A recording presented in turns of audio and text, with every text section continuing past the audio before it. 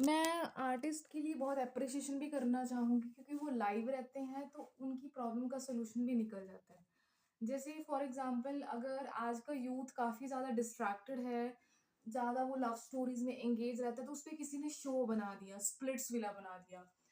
ये मेरी एग्ज़ाम्पल है कि किस चीज़ में पावर है। पावर का मतलब होता है अगर वही बच्चा घर में थोड़ा-सा नेगेटिव हो रहा है, उसको प्रॉब्लम हो रही है कि हार्मोन चेंजेज़ होंगे ही होंगे, पॉसिबल है। तो पेरेंट्स क्या करते हैं, कई बच्चे चैटिंग करते रहते हैं, कई बच्चे किसी से मिलना, ये चीज़ें नॉर्मल है। इसका सॉल्यूशन ढूँढना कि वहाँ पे ऑडिशंस देते हैं, फिर सबके सामने टीवी पे दिखाया जाता है कि इसने ये कमिटमेंट की थी। मतलब मैं जो मेरा गलत मोटिव नहीं है, मैं ये बताने की कोशिश कर रही हूँ कि पावर का मतलब क्या है कि कम्युनिकेशन, डायमेंशन ऑफ पावर, या ये सही भी है।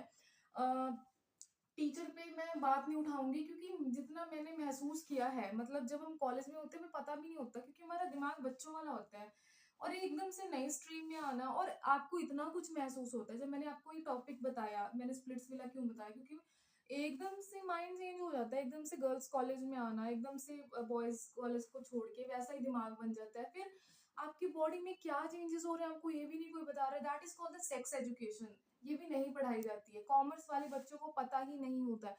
मेडिकल में, साइंस में पता होता है बट कॉमर्स वाले बच्चों को नहीं, उनका वही माइंडसेट होता है। अब एक इंसान है, उसकी बॉडी है, बहुत सारी चेंजेस होंगी मेंटली, फिज़िकली, इंटरनली, इमोशनली। फिर अगर इस चीज़ पे कोई टॉपिक बन रहा है, इस चीज़ पे कम्युनिकेशन हो रही है, तो वो पावर बन जाती है। तो उसी इंसान को बोलने का हक है।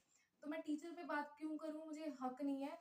क्योंकि ऐसा जब पता है टीचर को दिखाई दे रहा है कि बच्चा ये फील कर रहा है, they are not including, they are not engaging. Some colleges also, मैं नाम नहीं लेना चाहूँगी बट ऐसा होता है। जिस केस में मुझे ऐसा लगता था I was just heart broken, feel broken, पूरा मुझे ब्रोकन का मतलब ही नहीं पता था कि ऐसे-ऐसे होता है। बस सब कुछ खुद ही करना है और मशीन बनते जा रहे हैं हम।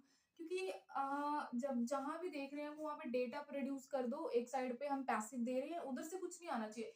फिर दूसरी बात मैं बात करूँगी यहाँ पे अ इनपुट और आउटपुट मॉडल की बात की जा रही है। इनपुट और आउटपुट मॉडल बहुत ज़्यादा कॉलेजेस में आपको देखने को मिलेगा।